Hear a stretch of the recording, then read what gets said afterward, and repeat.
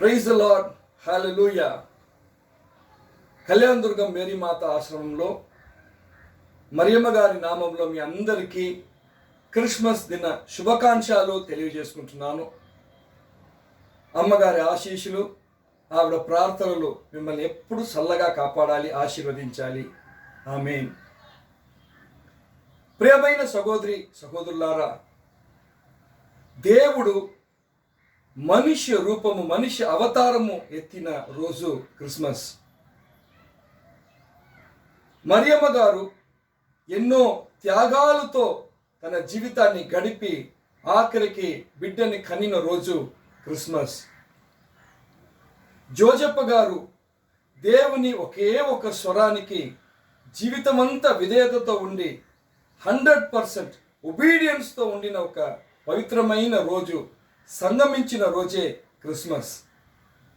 తగ్గింపు, త్యాగము, విధేయత, ఈ మూడు కలిసిన ఒక మంచి పుణ్యమైన రోజే క్రిస్మస్ పండుగ.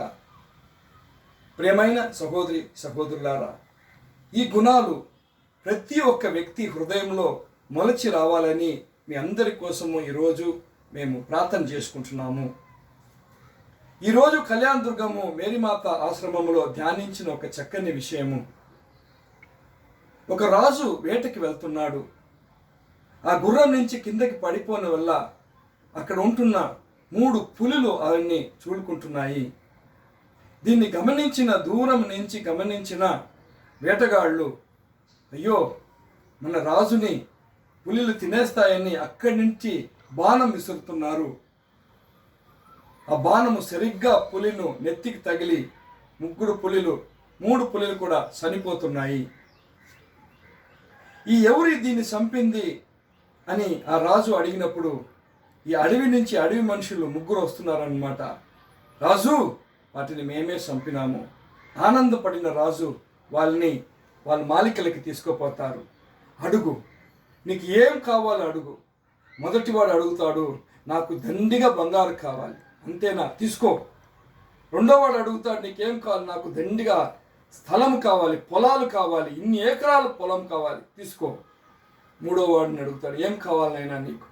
రాజు, నాకు అవన్నీ ఏమొద్దు, ఒకే ఒక రోజు మీరు మా ఇంటికి రండి, మా ఇంటికి వచ్చిపోండి చాలు.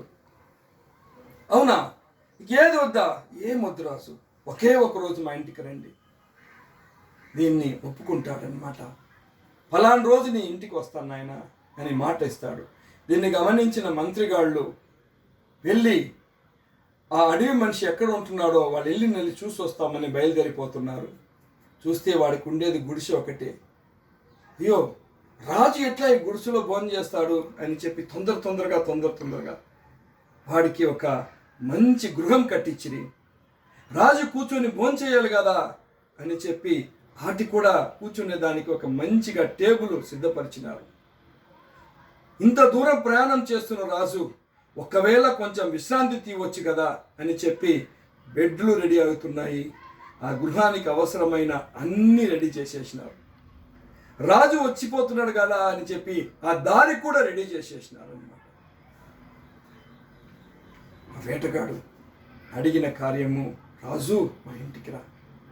ప్రియమైన సహోదరి సహోదరులారా, రాజుని ఇంటికి పిలిచినాడు. అన్నీ కలిసి వచ్చినాయి. మన ప్రార్థనలు కూడా ఎన్నెన్నో ఉంటాయి. ఈరోజు వాటన్నిటినీ పక్కకి పెట్టేసి జన్మించిన బాలయేసు మీ ఇంటికి రావాలి, మీ గృహానికి రావాలి అని ఈరోజు ప్రార్థన చేయండి.